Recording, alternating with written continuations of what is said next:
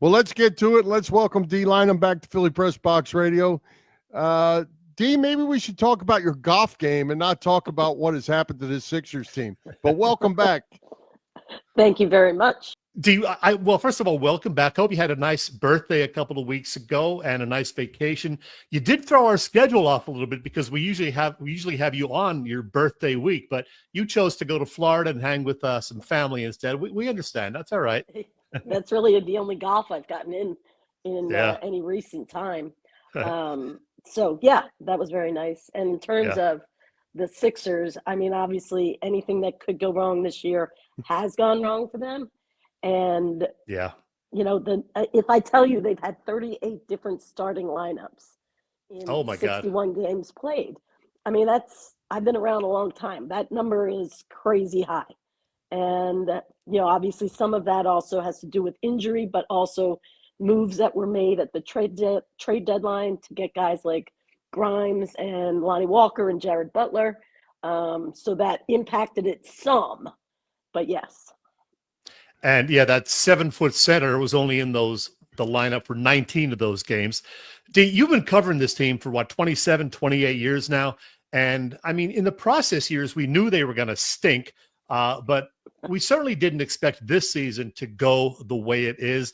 How tough is it to watch this team up close, disappointment after disappointment? Yeah. I mean, I would say as the time has gone on, you can hear it in some of their voices. Tyrese Maxey, who I think to be a very positive person, human being, puts a lot of effort into his craft.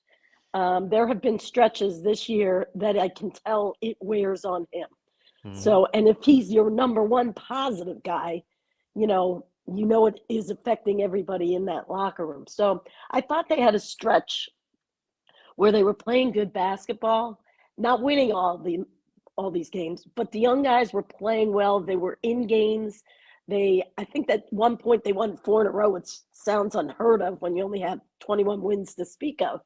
But over this stretch now where George has multiple injuries, it's the hand on his non-shooting hand, and now the sore groin. Justin Edwards, who was going to get a ton of minutes down the stretch, maybe he will, maybe he won't, but he is now twice sprained his left ankle, most recently on Monday night. And then Tyrese Maxey with now sprained lower back, and his is the shooting hand in terms of dealing with the sprained finger that he tapes to the ring finger. Should he do that? Should he not? So it's just so many injuries to key guys, and it's really hard to keep it afloat. Well, Dei, I mean, as we sit here, if they're able to sneak into the playoffs somehow, this season obviously didn't go the way we want. Let's start with ownership. Does ownership look down and say right to the general manager, and do they start there? Do they try to rebuild this thing? I mean, Joel probably has no trade value at this point, or very limited. Where do you go? You got to get better. Well, first of all, Daryl Morey, I think last talked, it was right before the Super Bowl. So I want to say February 7th. February 7th. And I mean, I remember being there, and I understood in the moment, like, you can't win the ultimate prize in the league without somebody of Joel's ilk and have other people like a Maxey. But, he would consider Joel, when he's healthy, to be a top 5 player in the league. The problem is he's not healthy. And that's been the storyline for year after year after year, certainly in the postseason. Not all his injuries are connected, but they have been there. So they made an investment in him for $193 million. They made an investment in Paul George for $13 million. And they gave Maxey the max deal. So to me, those 3, you have to go with them again next year and hope that you do everything in the postseason that not one of them is hurt come training camp. Now, until I hear how they're going to move forward with treating Joel, I think there's a little bit of mystery to that. And that's exactly where I want to go next regarding Embiid. I'm never going to understand the September contract extension for $193 million. I just don't get that at all. He played just 39 games last season, now 19 games this season before being shut down last week. So how do you think this is going to play out? What are they going to do with him? I know they're working on it, supposedly. So first of all, just to go to the contract extension, because a lot of people like, why would you do that? Part of it is not wanting to create will with your star player. And if he wants to negotiate and you say, you know what, we're going to put that off till next year. The other thing, had they waited, so he got 3-year extension. Had he waited, they would have had to give him a 4th year.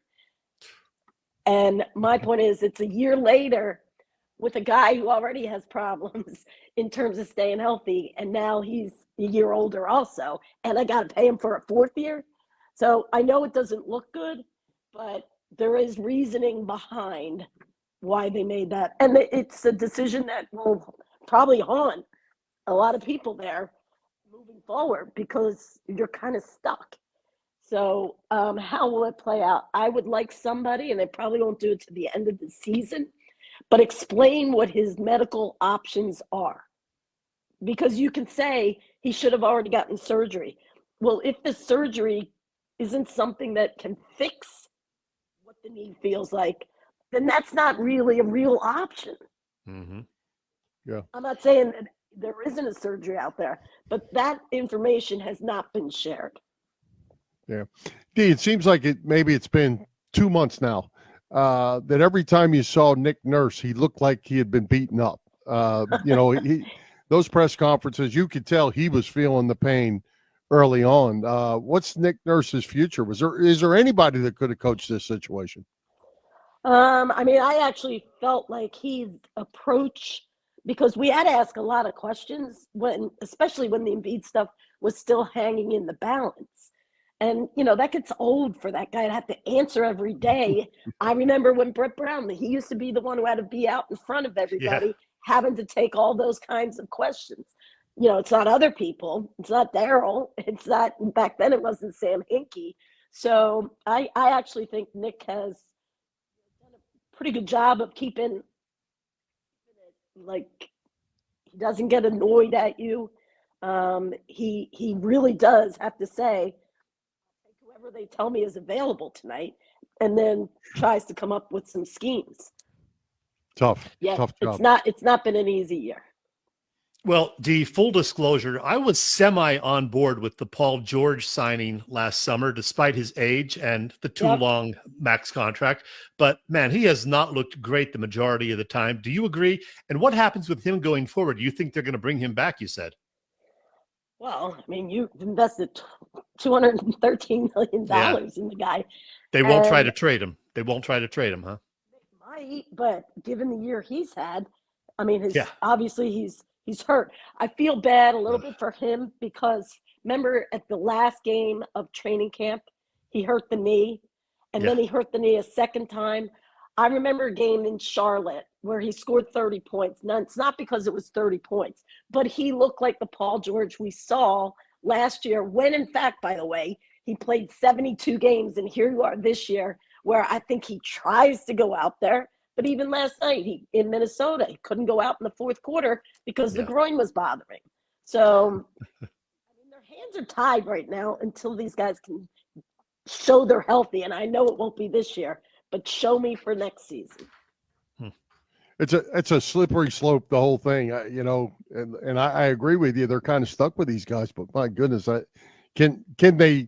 It's almost like they're losing the fan base now. Well, I agree with that. And then what happens if you rinse and repeat and come back next year with the same guys, and then you're gone. Unless you can really pull it together next year. Last time I remember rinse and repeat and it wasn't a fun.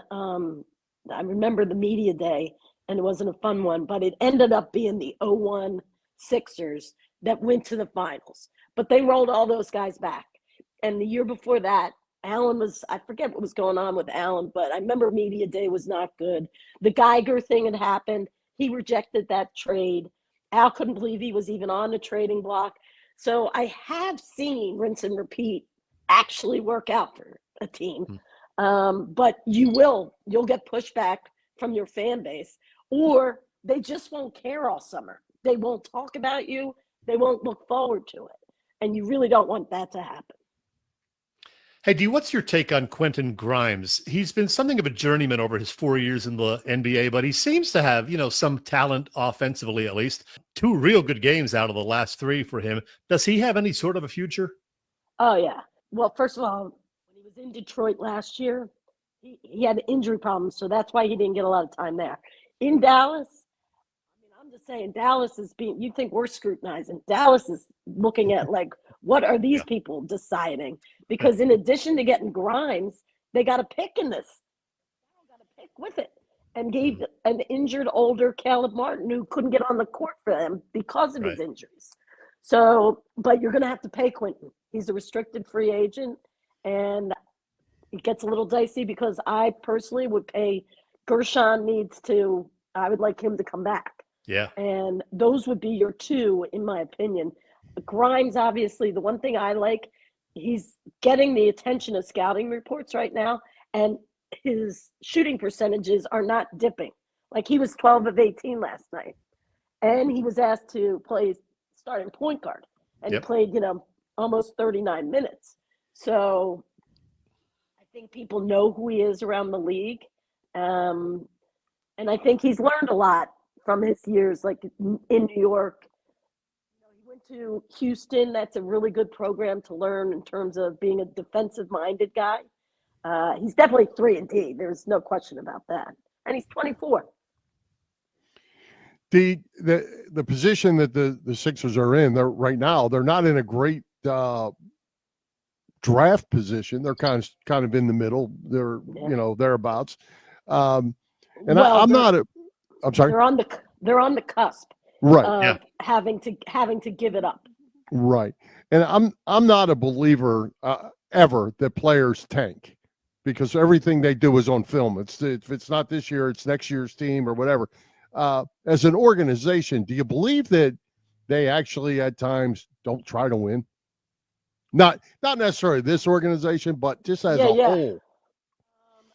I would say a team like Washington is definitely in a rebuild mode, but they have stacked their roster with 20-something-year-olds that are getting better, but clearly they're developing these guys, right? Mm-hmm. They traded Kuzma to Milwaukee, I believe. Yeah. And so when you say they go down the route of trying to get draft picks, hoping they get the right draft picks, and then hoping that they can get another draft pick this year that can help that base, so to speak. OKC did it, but they never really had the tank because they progressed so quickly. And now look at them. Well, as you guys just alluded, they are kind of right on the cusp. They're tied with the Nets for the 6th worst record in the NBA. And if they are a lottery team and end up with the 7th or 8th pick, then, they lose that draft pick to the Thunder because of that Al Horford deal a few years ago. So, the pick is only top 6 protected. So, how do I, as a fan, look at this last quarter of the season? Should I root for them to lose? Or what? I hate doing that. I get it. The problem is that I think you're going to be stuck right there at 6, 7. Maybe you could get to 5, but there's always in the lottery part of it where somebody jumps balls. in. Right. Yeah. So I think your fan base is smart enough to know they can't control the whole situation, and they're not going to be an 11-win team like Washington is, right? Because you already have 21.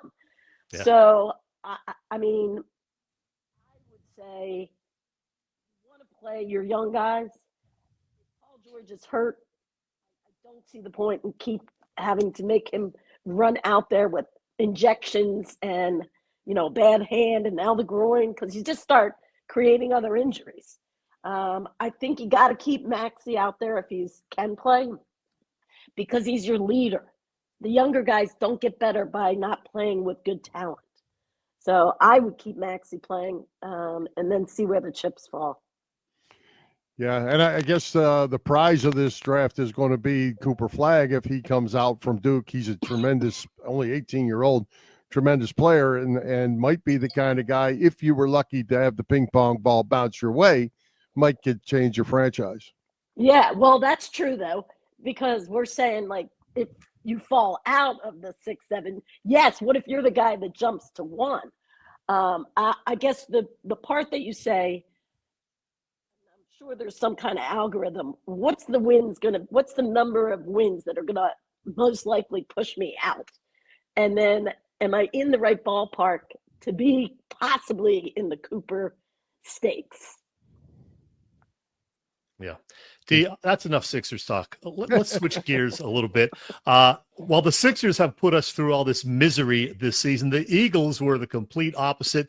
Were you surprised at how good the Eagles were? And do they have enough to, continue this to next season? Looks like Howie Roseman knows what he's doing.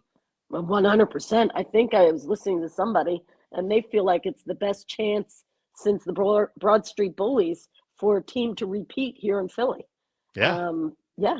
So the funny part is I was replaying some of Sixers Media Day because everything was optimistic back then. Yeah. On that day, we actually were talking on sports radio about Nick Sirianni losing his job. And here we are 5 months later, and it has totally flipped.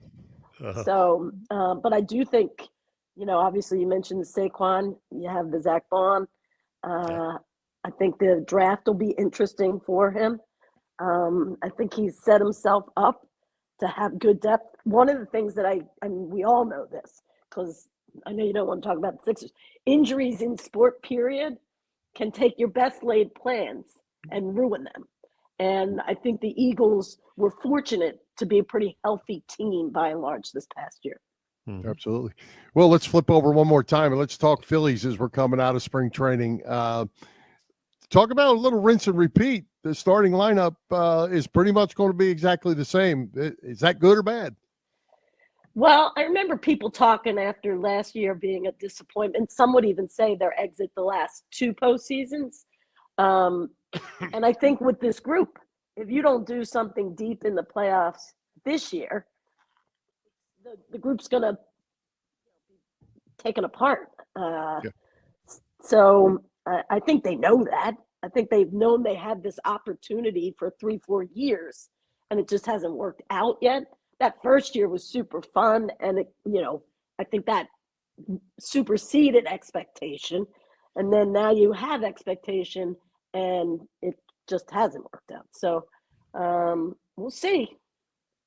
Hey, D, one final basketball question from me. Who comes out of the East this year? Boston again, or will Cleveland actually get there, or somebody else?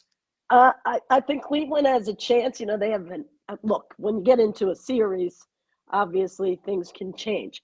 I get the analytics tell Boston, and they won last year. Shooting the 3 is okay at the rate that they do it. I personally don't think that that's the best method. Now, they average 48 3-point attempts per game, and they make 18. The Sixers are going to go in there tomorrow, and they make on average 12 and a half. I mean, that's a lot of, you got to go find some shots. You got to get to the foul line. You got to turn somebody over. So, but Boston believes in that. And, it is on a night where they're dropping 24 threes on you. You're saying, how do I make up for that? But I think Cleveland, I like their team, and I think they're very well coached. So I think they have a chance. Okay. D, one final question for me, and this is the great social media debate. Where does LeBron James fit in NBA history?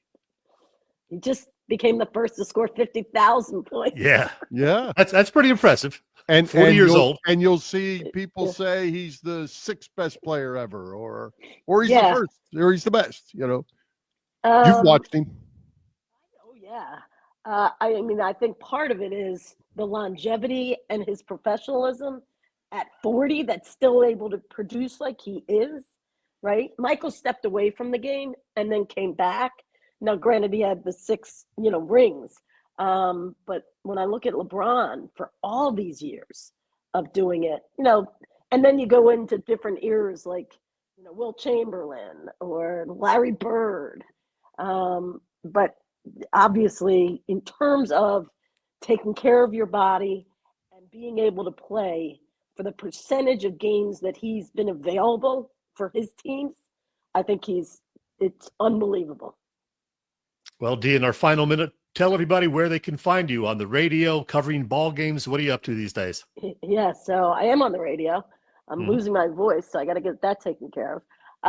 97.5, The Fanatic. I've been doing a lot of these Sixer pregame shows, which is a bummer for me because it was supposed to be a good year, and I like doing those. And then I have my Saturday, Sunday, if there's not a game on, Saturday or Sunday morning. And then I still call the Blue Coats and the Go-Go down in Washington. So I stay busy. Mm-hmm. All right. Well, Dee, we certainly appreciate, as always, taking the time to join us. We always enjoy having you. Thank you so much, guys. Next year, I'll get back on track with the birthday. All right. Sounds good. There you go. Thanks, Dee.